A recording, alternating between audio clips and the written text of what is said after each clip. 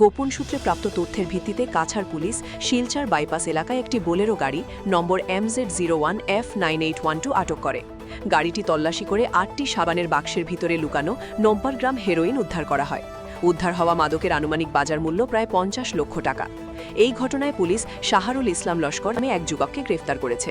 তার বাড়ি ধলাই থানার বিধা রতনপুর এলাকায়। ধৃতকে জিজ্ঞাসা করে মাদক পাচার চক্রের অন্যান্য সদস্যদের খোঁজে তদন্ত শুরু করেছে কাছাড় পুলিশ।